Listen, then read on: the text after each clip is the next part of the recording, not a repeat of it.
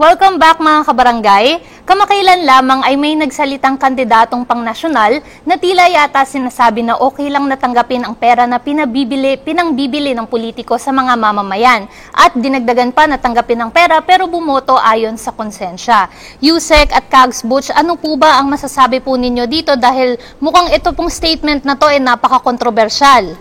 Alam mo, yan yung laging sinasabi, no? Lalo-lalo na ng mga patriotiko na sabi nga daw, tanggapin ang pera, iboto ang konsensya.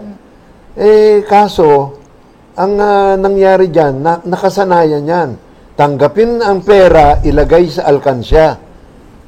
Yun ang naging kalakaran. At ayan, habang pagka tinanggap mo ang pera, ibig sabihin, kasali ka na sa katiwalian. At tinolerate mo ang katarantaduhan nitong politiko na to. At pagka ikaw bumalik ngayon, yung sabihin mo na iboto ang konsensya, pag tinanggap mo yung pera na yon at nanalo yung hindi sa konsensya mo, pagpunta mo dun sa politikong tinanggap mo ang pera, baka murahin ka niyan. Tinanggap mo na yung pera eh. Ano pang nilalapit mo sa akin? Ito po, yung mga tinatawag na trapo. Traditional politician. Ito yung ayaw natin.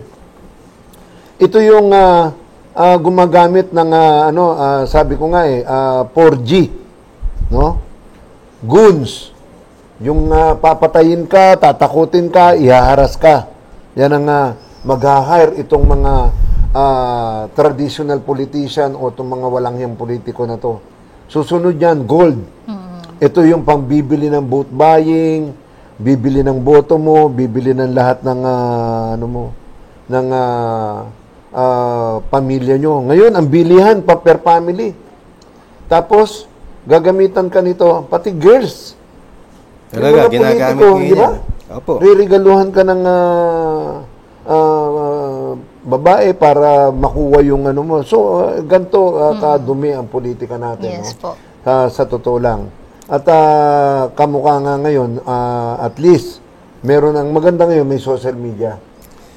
May mga ano tayo na, at saka lahat ng tao mayroong cellphone. Like what happened last election, talagang kinukuha na nila ng litrato yung mga nagbo-vote buying. Kaya nga alam mo sa totoo lang, nasisi ako ng isang kapitana diyan. Nagkita kami nung eleksyon dahil barangay election noon. Lagi ako sa TV. Pag nalaman ko na mayroong mga barangay official na namimili ng boto, tapos na ginagamit nyo sa harassment, at nalaman ko at napatunayan ko, papailan ko kayo ng kaso para ma-disqualify kayo. Merong may naniwala sa akin. Tapos na-meet ko pa siya dun sa sa isang restaurant na lagi kong kinakainan kasama mga tanod. Alam mo, nasisi ako. Bakit? Sabi sa akin, alam mo Yusek, naniwala ako sa iyo na wag akong pumasok sa ganyang klaseng politika. Alam mo ba na mayroon pang 3 milyon na natitira sa pondo ng barangay ko? Yan ay pwede mong gamitin. Dahil nga sabi ko sa inyo, na-withdraw yung pera eh. Yan ang ginamit ng mga kapitan na kaya yung pera ng barangay ginamit nila sa vote buying. Alam mo, yun na nga, dahil naging controversial siya, tapos pinagtulong-tulungan siya. Nanalo siya, natalo? Natalo, dahil pinagtulong-tulungan siya, in spite na sikat siya dahil nga doon sa Kian de los Santos case. Okay. Magaling yung kapitana na yan. So, natalo siya. Yung mga drug lord, tapos pati nga yung mga local official sa lugar niya, na-intimidate sa kanya dahil ang akala, paakyat na siya. So, ngayon, yun ang sabi niya sa akin, naniwala ako sa'yo. Tinanong ko naman siya, anong feeling mo ngayon? Kahit na natalo ka, you feel proud? Di ba? Your conscience is clear? Yun ang, kaya yun ang niya na, natalo man ako, I feel proud na lumaban ako ng parehas. Tapos, kung halimbawa hanggang dyan lang, ang kakayahan ko at ginamitan na nila ako. Miro mo, yung tupad na dapat binibigay sa mga barangay captain, ibinigay nung mayor sa iba, na yung pangkalaban niya. Hindi ba, yun na nga dapat yun, yung pamunuan doon dahil sa ginawa niya na kung saan yung katarungan ng bata na si Kian de los Santos ay nakakuha ng katarungan yun nakulong yung 3 pulis. Alam nyo, Yusek, ang analysis ko dyan, effect yan ng vote buying kasi pinagtulungan yung kapitanan na yon. At pagkatapos, namili ng mga tao para matalo siya. Correct. So, just imagine, sa tupad pa lang, 500 yon. So, merong advantage na agad yung binigyan ng suporta na yun ng 500 votes. Yung pamilya pa nun. Not supposed to be, kung talagang susundin mo yung patakaran, ibibigay mo yun dun sa incumbent dahil siyang nakakaalam kung saan niya i-deploy yung mga magwawalis. Karamihan nga dito, baka hindi pa nagwalis at tumanggap lang ng Yan ang effect ng vote buying pag pumapayag ang mga Pilipino na magpabili sila. Yes. Kahit sabihin mong ayon sa konsyensya mo, iboboto ka ng iba. Ikaw ay nakipagtransaksyon sa taong nangurakot o kaya sumusuhol sa iyo. Pagtanggap mo, kahit ano pang konsyensya mo at binoto mo iba, you are a party to an evil transaction. Yes, correct. Kaya nga po, ito nagtataka ako, Yusek, ha? Kasi mga kaibigan ko yung mga nasa DepEd areas, lahat yan, kasi taga doon talaga ako kilalang-kilala na tayo, kilalang-kilala ko sila. Sa lahat ng mga politiko sa amin, ako siguro may pinaka-close na relationship sa mga mahihirap. Alam mo ba, Yusek, at hindi nila naiintindihan sa buhay nila? Nagawa nila yung maliit nilang bahay na pagtapos nila ang kanilang mga anak, nakapagtrabaho sila ng maayos sa mga anak nilang mga engineer na, bakit ka pa tatanggap ng 500 tsaka 1,000? Pangiinom mo lang naman yan, nakikita ko. Kinakailangan magkaroon tayo ng pride sa sarili natin na wag na natin tanggapin yan, ang tanggapin natin project at hindi pera. At ang sinasabi pa sa akin, Yusek, paano naman kasi, Kagawad Butch, hindi na namin makikita yung politiko na namili sa amin. Kaya ngayon na lang kami makakabawi. Maliit na bawi lang to, 500 to 1,000. Ang babaw naman ng tingin natin sa sarili natin. Alam niyo po, Ang Yusek, baba ng tingin natin sa bayan natin. yes po, alam niyo po, Yusek and Kags Butch, pagdating po sa eleksyon, ang iniisip ng mga tao ay ang vote buying o vote selling given na. Parang tanggap na lang po sa atin na may gantong nangyayari talaga. Parang yun yung kalakaran. Yes po, Kalakaran ng at dahil kultura nga na. doon, marami po talaga naniniwala sa kasabihan na politics is a dirty game. Pero ano po kaya yung mga pwede nating gawin o ang mga alituntunin na pwedeng gawin ng gobyerno natin para talaga mawala na po itong vote buying Ako at pwede vote ako selling? mag-umpisa, Yusek, kasi may sasuggest kasi ako kay Yusek. Unang-una talaga, yung vote buying under the Constitution, bawal. At saka vote selling. Pero walang ngipin kasi walang enabling law. Ang sa akin, criminalize mo through a law ang vote buying. Magpasa ka ng batas. Ano yung sabi ko? Bigyan mo ng ngipin ang DILG na manghuli at magpakulong ng mga politiko o kandidato na tumatakbo na namimili. Caught in the act na, ha? Yusek, sinabi mo kanina may social media. Namimili na dun sa amin, Pero wala naman nagawa ang COMELEC. Walang ngipin ng COMELEC, wala rin tagabantay, DILG at mga kapulisan na hawak nila. Walang magawa. Nanalo pa, nakaupo na. Hawak na ngayon yung mga pulis. Hawak pa rin ng COMELEC.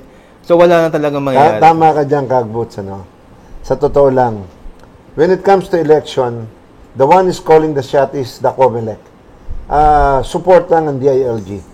Kaya lahat yan. Ang COMELEC ang pwedeng mag-disqualify, ang COMELEC ang pwedeng magparusa sa mga kandidato na lumalabag. Kamukha niyan, yung paglalagay ng mga poster na kung saan-saan. Ang malungkot dito, lagay ang COMELEC ng batas, pero hindi naman nila pinatutupad. Wala. Kaya ampaw. Talaga. Walang ipin. Sa totoo lang po, ang maganda ngayon, at isa na itong ating programa dahil pinag-uusapan natin ngayon, ang mga tinutumbok ko ngayon, millennial. Kailangan itong mga millennial, turuan na natin. Anong gusto nyo? Gumaya kayo sa nangyari sa panahon namin ng mga Jurassic, na kung saan hindi na umunlad ang ating bansa. At yung mga mambabatas, kamukha niyan, antitibay ng muka, babalik na naman sa Senado, Kongreso. Anong ginawa nyo during your time na nanalo kayo? Anong batas ang ginawa nyo? Anong nyo? Tapos ang antitibay ng dibdib niyo na babalik uli kayo? Bigyan nyo naman ng chance. Kaya nga ito, pinag-usapan natin ngayon, paano natin mambabago? Ito na, itong ginagawa natin ngayon, ang tawag dito, yun na nga, yung political maturity at saka education sa ating mga botante. Yes. Education Dapat talaga. malaman nila kung ano yung mga inyong right, kapangyarihan o yung inyong mga poder. Tapos siyempre ako nga noon sa PDP Laban, sabi ko ganito ang gawin natin. Lahat ng mga humarap sa atin sa kandidato, meron 10-point agenda. Na pag hindi mo sinunod yung 10-point agenda mo, gawa ka ng waiver na magre-resign ka. Ano natin, talagang para halimbawa nangako ka ng ganito kasi yung mga trapo sasabihin niya, nangako na nga ako, tutuparin ko pa. Ganyan ka balasubas yan. Effect din yan ng vote buying kasi alam nyo, may sinabi si Yusek Dino, napakaganda. Give others a chance. Pero kung tatanggap tayo at yun pala ng iboboto natin, wala nang chance na mangyayari sa mga bata, sa mga millennials, sa may mga idealism na tinatawag natin na babago pa at makapasok dahil kawawa naman yung mga teachers, yung mga iba na nais tumakbo, na mayroong mga alam sa gobyerno, pero hindi manalo-nalo o ayaw nang tumakbo dahil nakikita nila ang kalakaran nating lahat. Sila lahat Yung political dynasty. Mario Joseph, pagkatapos ng lolo, yung tatay at nanay, pagkatapos ng tatay at nanay, mga pamangkin, apo, lahat na ayaw na nilang bitawan. Dahil kumbaga sa bayad ng bayad dun sa mga botante nila. Tapos sabi ko nga, kulang na lang aso nila ang patakbuhin. Siguradong mananalo rin. Dahil ito nga, kaya nga sabi ko, kailan kaya marirealize natin itong tinatawag na law on political dynasty. Nagawa natin yan sa SK. Napatupad nito sa SK ngayon. Pero palagay ko, it's high time na ituloy-tuloy na. Tsaka, maglagay naman tayo na talagang yung mga politikong magnanakaw, sabi ko nga kailan titigil ang korupsyon sa Pilipinas? Hanggat walang nakukulong, no? Na talagang presidente, vice president, senator, congressman, at least ngayon, meron na. Kaya lang nakulong sila politically, gantihan. Hindi yung talagang hindi talagang galing sa korupsyon, ano? At palagay ko, sabi ko nga, siguro mas kampante ko pagka nandun ako sa Volunteer Against Crime and Corruption Mas makakakilos po kayo, ano? Pero yun na nga, ako, nandito ako ngayon sa DILG, sa Undersecretary for Barangay Affairs. On my own detailed way, we want to make change. Malaking pagbabago dito sa DILG, kaya nga ako nagpapasalamat sa GNN, sa One Media, at binigyan na tayo ng programang sa Barangay Tayo. Dahil dito, marami tayong mga botante, lalo-lalo na sa buong Pilipinas, lahat ng merong satellite ng GNN at na ngayon napapaliwanagan natin sila na talagang talagang itong tinatawag na political maturity at siyempre itong tinatalakay natin ng para sa kinabukasan for the future ng ating henerasyon na dadating. Alam nyo, Yusek, napakaganda ng sinabi niyo po, lalo na malapit na ang barangay elections next year. Ang isang taon, napakabilis.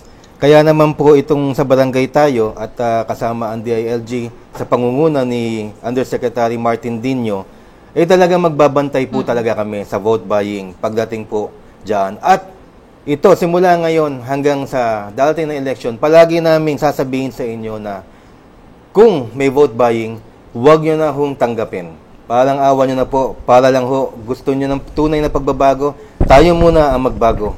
Huwag nyo na hong tanggapin. Huwag na ho natin maghintay na mahuli kayo. Huwag na ho natin hintayin na magkaroon ng batas dyan dahil insultong batas yun. Sasabihin, huwag kang maging kriminal ng batas dahil tumatanggap ka. At wala rin magpapasa sapagkat yung mga nakaupo ngayon ay nakikinabang sa vote buying. Kaya sa atin na lang mismo, putulin na natin yan. Correct. At saka isa sa pinakamagandang gagawin natin dito, tinatawag natin na voters information, mag-guess po kami dito ng lalo na yung mga mahihirap pero may mga ginintuang plano sa ating bansa dahil ito ang magiging bihikulo ang ating dito wala tayong kakampihan basta if they want to to share kung ano yung gusto nilang gawin sa ating pamahalaan duso. Kaya nga sabi ko tsaka mas gusto ko yung mga bago. Correct. Yung talagang mga presko. Dahil siyempre, pagka yung rehas, yun at yun din nasasabihin niya. Kung ano yung ginawa niya during the past administration na nakaupo siya at walang nangyari. Ganun na naman. Paulit-ulit lang po. Kaya siguro napakaganda nito. At ramdam ng tao yun, Yusek. Pero nananalo pa rin. Oo, pero Vote ngayon, buying. Yusek, nabanggit nyo nga po kanina, importante po na ma-educate natin ang Correct. ating mga kababayan tungkol sa mga gantong nangyayari at hindi na po, wala na po tayong dahilan para sabihin na ignorante tayo sa mga gantong nangyayari dahil ang dami ng plataforma, tulad na lang po ng programa natin, social media, ang dami pong mga medium kung saan makikita natin kung anong ginagawa nitong mga candidates natin na kung dapat po ba natin silang iboto o hindi. Sa tingin niyo po ba, Yusek at Kags, there will come a time na wala na po yung mga ganitong pangyayari sa bansa natin? hindi, alam mo, sabi ko nga yung first step, yan ang umpisa ng 1,000 mile. Itong ginagawa natin na ngayon, kung halimbawa hindi pa ginawa ito yung first step. Para ngayon, in our lifetime, or kahit hindi sa lifetime, lumampas man yan, at least we do our part sa ating obligation to our voters, sa ating mga itong tinatawag natin na political maturity at saka voters education. Na kung saan binibigyan natin ng kaalaman at ang ating istasyon at ang ating programa ay nag-invest. Sa totoo lang. Kagboots, investment ito ng Correct. ating GNN. istasyon, no? Lalo-lalo na ng ating programa. Nag-i-invest tayo para sa kinabukasan ng lahing Pilipino, para dun sa dadating na saling lahi, hindi nyo na mararanasan ang niraranas namin ngayon na mga bulok na politiko.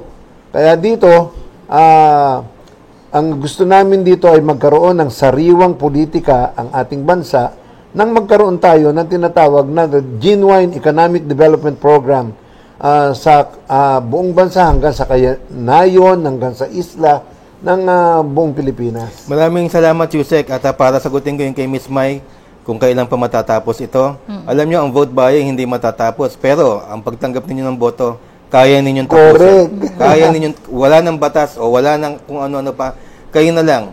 Sabihin nyo sa politiko, project, hindi pera. At kung project, lahat tayo mag-i-improve, lahat tayo giginhawang buhay, at hayahay na ang buong bansa natin. Kumbaga, it starts po talaga with us, sa With mga us. voter po. Oh, tapos videohan nyo. Isumbong nyo sa amin. Pakikita natin lahat. Kaya yan ang maganda rito, no? Kaya ako, sabi ko nga dito sa ating programa, na nagbibigay tayo ngayon ng hindi lang ito isang simpleng programa, kung hindi ito'y bihikulo para magkaroon ng pagbabago ang ating bansa.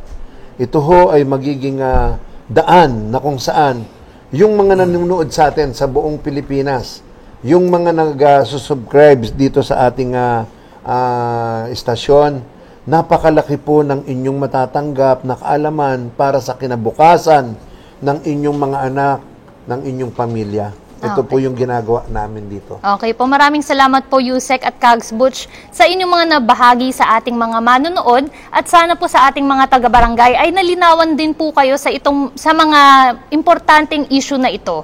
At sa ating susunod na segment ay ang best practices naman po ang ating tatalakayin. Dito lang po yan, sa barangay, tayo.